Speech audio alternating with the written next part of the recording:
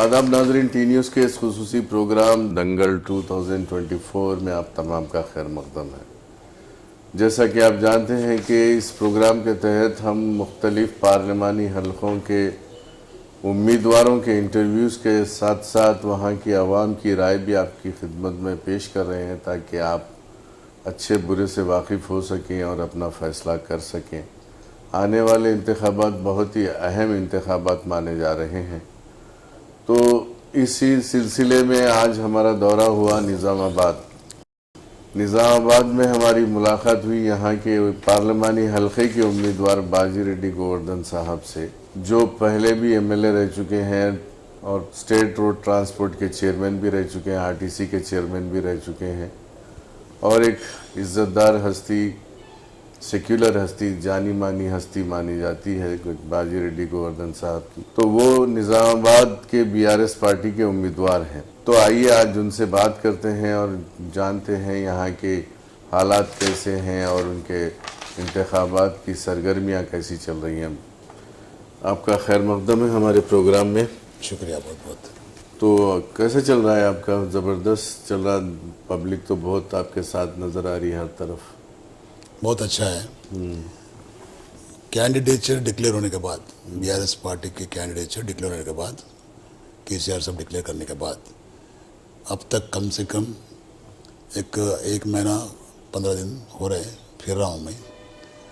जगत्याल, कोरुटला, मेटपल्ली, बालकोंडा और जो है आरमूर, निज़ामाबाद रूरल, निज़ामाबाद अर्बन और बोधन, ये पूरे कॉन्स्टिट्यूंसी का दौरा करा मैं। पब्लिक में ये चेंज आ रहा है कि मैं ऑब्जर्व करा मैं, पब्लिक ये सोच रहा है मेनली मुस्लिम माइनॉरिटी भाई, यहाँ मुस्लिम माइनॉरिटी पॉपुलेशन जो है कम से कम निज़ामाबाद पार्लियामेंट्री कॉन्स्टिट्यूंसी में 4 लाख तक वोटर्स है। 4 लाख सबसे ज़्यादा वोट बैंक जो है मुस्लिम्स का है। तो मैं वो लोगों से मिल रहा हूँ।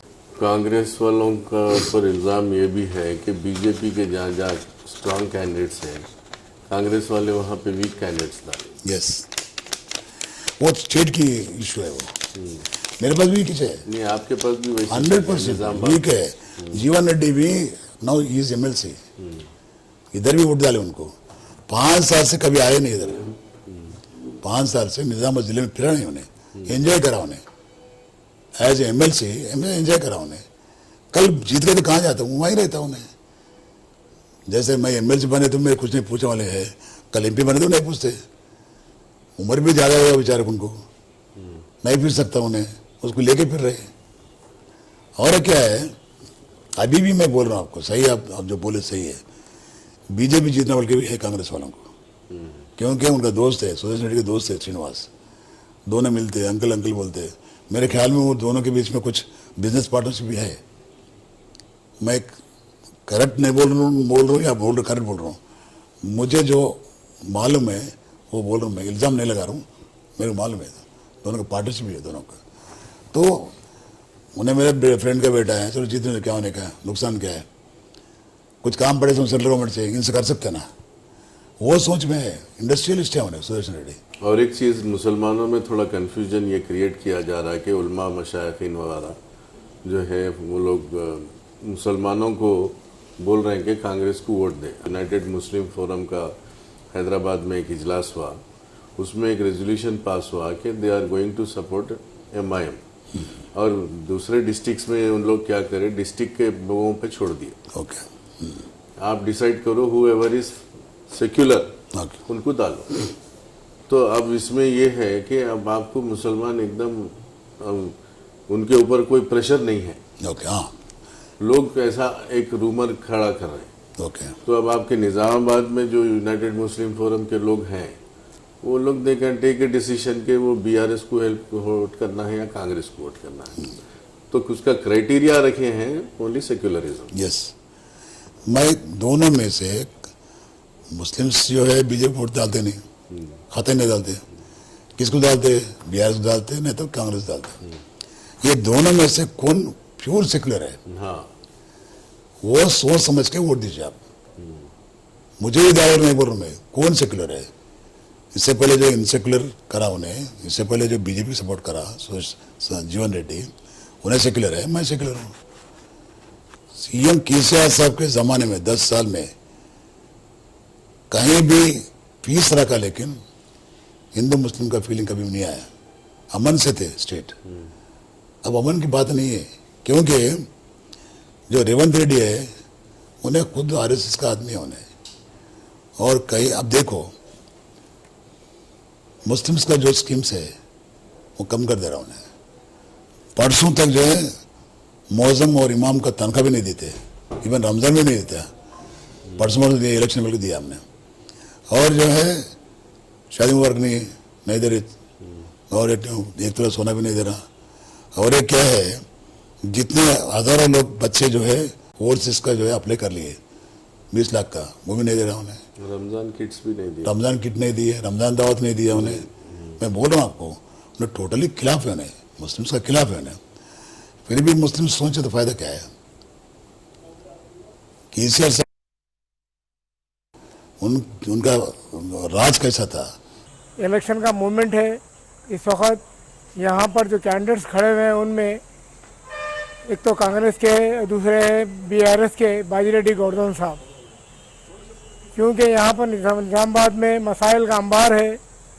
पिछले एमपी साहब ने कोई काम नहीं किया, ना डेवलपमेंट का काम किया, ना कोई फलाही काम किया। तो ऐसे शख्स की वजह से निजामाबाद 10 साल 20 साल पीछे हो गया। ऐसी मूवमेंट में अब जबकि फिर एमपी इलेक्शन आया है तो हमको बहुत सोच समझ कर, ख़ास तौर पर मुस्लिम भाइयों को बहुत सोच समझ कर वोट देना चाहिए कि ऐसे शख्स को हम जिताएं, कामयाब बनाएं जो हमारे मसाइल को हल करने में दिलचस्पी रखता हो। तो मैं ये अपने तजुर्बे के हिसाब से बात महसूस किया कि बाजी रेड्डी गोवर्धन साहब एक हरदिल अजीज शख्सियत हैं और काम के धनी हैं, और सेकुलर शख्सियत हैं जिनका कोई विराट रिगार्ड नहीं है, और वो इंतहाई आला ज़र्फ़ किस्म के हैं, और जिस काम का बीड़ा उठाते हैं वो काम मुकम्मल करते हैं। इसी वजह से वो आरमूर, डिचबेली, बांसवाड़ा 3-4 मुकामात पर इवन बायद एमएलए काम कर चुके हैं, लेकिन उनके खिलाफ कभी कोई कंप्लेंट नहीं आया। आज ये हमारी खुशकिस्मती है कि निज़ामाबाद से वो एमपी के लिए कॉन्टेस्ट कर रहे हैं। मैं बिला लिहाज मज़हब व मिलत, हिंदू मुस्लिम सिख भाइयों से और ख़ास तौर पर मुसलमान भाइयों से गुजारिश करता हूँ कि ऐसे सेकुलर कायद को मुंतखब करें। नहीं, मुस्लिम्स को आजकल ये हो गया साहब कि सीएए एनआरसी के वास्ते हमारे लिए फ़ाइट कौन करेगा। यस, और एक बात बोलूँ मैं, आप फाइट करते तो आप क्यों सपोर्ट करते। एक बात बोलूँ मैं, सीएए एनआरसी, सीएए के बारे में, एनआरसी के बारे में केसीआर साहब जब सीएम था, जब ही उन्हें क्लियर कर दिया कि हम वो दो जो है लागू नहीं करते स्टेट में, ये 2 कानून जो है हम लागू नहीं करते, रेजोल्यूशन पास करके भी दे दिया उन्हें, हम इसके खिलाफ है बोल के। ऐसे मैं भी वही रास्ते में चलूंगा मैं। तो आप ओपनली बोलोगे। 100% हमारा लीडर जो बोलता वही करता मैं। हमारा लीडर वो डिसीजन लिया, वो डिसीजन में मैं कंट्रोल है, मैं उसमें ही रहता हूँ मैं, समझे।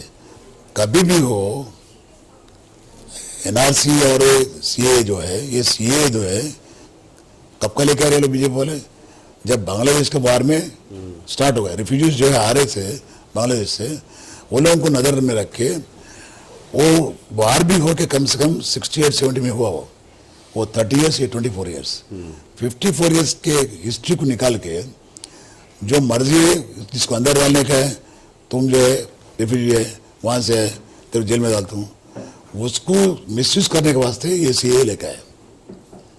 वो हम नहीं होने देंगे, ज़रूर आप लोग को प्रोटेक्ट करेंगे। मैं भी हूँ, मैं भी नहीं, जितने लोग एमपीएस बने बिहार से, पूरे लोग जो इकट्ठा होकर बराबर आप लोग को सेव करेंगे, सिक्योरिटी देंगे हम।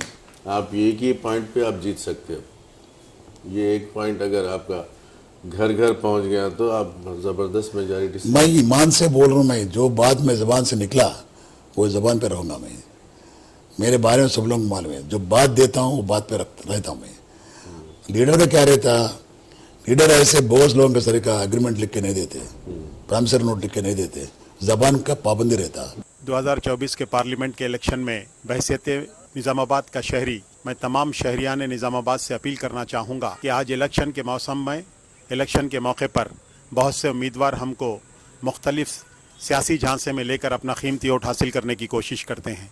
मैं आप तमाम वोटर से गुजारिश करता हूं कि हमारे बीच एक ऐसा उम्मीदवार है जो ज़मीनी हक़ाइक़ और आवाम का हकीकी नुमाइंदा है, जिसको बाजी रेड्डी गोवर्धन के नाम से जाना जाता है, जिनके 40 साल सियासी कैरियर ने हम लोगों को उनको पढ़ने का अच्छा मौका दिया। वो एक तो सेकुलर है, दूसरा अवामी तरक्की के हामिल शख्सियत हैं और उनके काम करने का अंदाज़ बिल्कुल नॉन करप्ट है। वो अवामी मसाइल को पार्लियामेंट में उठाने के लिए पुरअज़्म है। मैं बिलखुसूस मुसलमान भाइयों से अपील करता हूँ कि हमारे मजहबी मामलात, हमारे मुस्लिम पर्सनल लॉ में और हमारे निज़ामाबाद को सेकुलर रखने में इससे ज़्यादा जानदार उम्मीदवार हमारे लिए नहीं हो सकता है। आप एमएलए के दौर में भी आपका बहुत अच्छा नाम है, अभी भी कोई कंट्रोवर्सी कभी सुनने में नहीं आया। अब आरटीसी में भी जब आप आए थे तो आप मेरे को एक बार दिल्ली एयरपोर्ट में बताए थे कि आप कितने डबल डेकर्स का ऑर्डर करे थे वगैरह। Yes yes. अब वो डबल डेक अब आ रहे हैं हैदराबाद में। हाँ भाई, क्या है, हम लोग जितने मेरे पास निज़ाम रोड में कितना ब्रिजेस मैं सैंक्शन करा, जीवन निकाल कर सैंक्शन करके टेंडर होके वो मैं फाउंडेशन में डाला। मैं ये लोग आके क्या बोलते हैं कि ये हम लाए, जियो कौन लाया, कौन सा गवर्नमेंट दिया, उसका आदत है वो लोगों को नया जियो लेके आने के वास्ते उतना हिम्मत नहीं वो लोगों को, समझे। मैं जियोस लेके आया, मैं यहाँ पर लिया, लेकिन डबल डेकर भी मैं बोल रहा हूँ आपको, जब मैं चेयरमैन था डबल डेकर को ऑर्डर दिया, मैं इलेक्ट्रिक बसेस में ऑर्डर दिया। मैं एक बात बोलना चाह रहा हूँ, नुकसान में है वो आरटीसी, वो नुकसान में से मैं एक पैसा नहीं ली, तुमको बोला सैलरी नहीं लिया, मैं टीएडीए नहीं लिया, मैं एक पैसा उसमें एक पैसे में नहीं खाया मैं, और जितना चाहिए उतना बेनिफिट करा मैं आरटीसी को। ये पूरा ऑर्डर हम दिए। ये पूरे क्या है, ये लोग एक अच्छा काम करने के लिए हिम्मत नहीं करते, सोच में नहीं आते वो लोगों को। ये लोग जो आए वो हम करे बोलते हैं, कुछ अच्छा नया काम करो ना। वो जियो से पूरा हम जो सैंक्शन करे सो। लेकिन आपने कारपोरेशन से उसको कन्वर्ट करके गवर्नमेंट में भी डाला ना, उसको क्या हुआ? कारपोरेशन को तो गवर्नमेंट में मिला है, एक गवर्नमेंट भी। केसीआर साहब जो है असेंबली में रेजोल्यूशन पास करके वो रेजोल्यूशन जो है गवर्नर को भिजा दिया। गवर्नर क्या करी, पेंडिंग में रख दिया।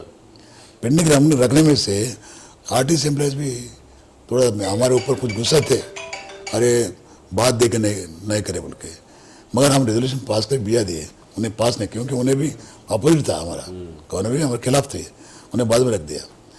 अब बाद में जब रख दिया वो भी हम दिए सो है ना, अब निकालो वो जीवन निकाल के मिला दो ना गवर्नमेंट में। आरटीसी कम से कम जिंदगी गुजार लेते बेचारे वो लोग, सिक्योर जिंदगी रहता वो लोगों को, नहीं करना चाह रहे। क्योंकि मैं बोला अब तक जो है 1400 करोड़ रुपए बकाया है फ्री टिकट का, और 1000 करोड़ रुपए ग्रांट देने का है, कम से कम 2500 करोड़ तक देने का है, वो खुद नहीं दे रहे। अब सैलरी बढ़ता भाई, सैलरी बढ़ता, मंथली 3000 करोड़ जो है सैलरी को होता, यही नहीं देना चाह रहे वो लोग, और मंथली 3000 रुपये कहाँ से देते, ऐसी बात है। जो कांग्रेस पार्टी जो इख्तिदार में आने के बाद जो वादे करी थी, 1 लाख 1 तोला सोना अभी तक किसी को नहीं मिला, और 18 साल के बच्चों को जो एक स्कूटी दी जाएंगी बोले, वो स्कूटी नहीं मिली। रेवंत रेड्डी साहब के जो झूठे वादे हैं बोल के हमारे जो कैंडिडेट एमपी बाजी रेड्डी साहब जो बताए हैं वो बिल्कुल सही बात है। और आज हमारे लोगों को बोला जा रहा है कि भाई कि अगर कार के निशान को देंगे तो बीजेपी जीत जाएंगी। कांग्रेस के निशान को वोट दिए जब बीजेपी जीती, और आवाम से बिल्कुल अपील है कि आप अपना कीमती वोट कार के निशान को दीजिए और केसीआर साहब के हाथ को मजबूत करिए। पब्लिक जैसो कार के निशान को वोट देने वाली है इंशाल्लाह, और बाजी रेड्डी साहब विन होंगे। केसीआर साहब के जैसा कोई लीडर नहीं है, और केसीआर साहब के स्कीमात से हम इस्तेफादा हासिल कर रहे हैं, और अगर केसीआर साहब ही दोबारा चीफ मिनिस्टर बनते हैं तो बहुत खुशी होगी। और बाजी रेड्डी गोवर्धन साहब को वोट डालने के लिए पब्लिक भी बहुत खुश है, क्योंकि केसीआर साहब बीआरएस गवर्नमेंट जो पिछले 10 साल से तेलंगाना में डेवलपमेंट का वर्क कर रही है, ये तमामी लोगों के पेश नज़र है, और पब्लिक अपनी खुशी का इजहार करी। और इंशाअल्लाह आने वाले लोकसभा इलेक्शन में बाजी रेड्डी गोवर्धन साहब की भारी अक्सरियत से जीत होगी, और इंशाअल्लाह तेलंगाना से बहुत सारे उम्मीदवार बीआरएस के जीतेंगे। पब्लिक बहुत बीआरएस के कामों से खुश है। बाजी रेड्डी गोवर्धन साहब को वोट डालकर अपना कीमती वोट बाजी रेड्डी साहब को डालकर कार के निशान को उनको अच्छी मेजॉरिटी से जिताएं। वो एक सेकुलर इंसान है, अभी तक 20-40 साल से उन्होंने सियासत में है और सेकुलर है, किसी कौम पे नहीं जाते उन्होंने और सबको मसावी हिसाब में लेकर चलते हैं, सेकुलर हैं। लिहाजा उनको जो अपना कीमती वोट बाजी रेड्डी गोवर्धन साहब को लेकर उनको कामयाब बनाएं। बहुत बहुत शुक्रिया बाजी रेड्डी साहब, बहुत अच्छा लगा। और आज जितनी ओपनली आपने जो बातें वाज़ेह तौर पर रखी हैं, ये बहुत बड़ी बात है निज़ामाबाद के बाशिंदों के लिए कि इतना फेयर बात करने वाला नुमाइंदा आपके साथ है। और उम्मीद है कि आप सोचेंगे समझेंगे वोट डालने से पहले। और हमारी तरफ से और टी न्यूज़ की तरफ से हम आपका शुक्रिया अदा करते हैं। All the best to you. Thank you very much. देखते रहे टी न्यूज़। दीजिए इजाज़त क़य्यूम अनवर को। मिलते हैं अगले प्रोग्राम में। खुदा हाफिज़।